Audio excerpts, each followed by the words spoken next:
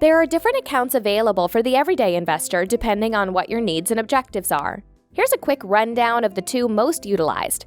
Cash account.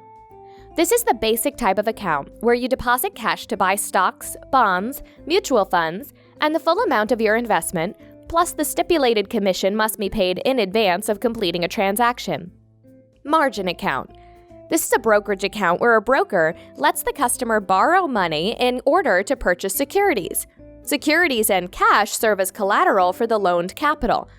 A margin account allows you to leverage your returns and trade more frequently.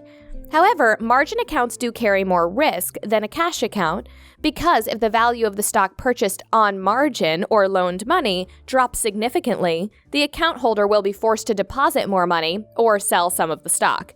We will expand on margin accounts and how to use them effectively in a later chapter. In addition to the traditional cash and margin accounts, there are also special accounts used when saving for retirement and education, but more about those another time.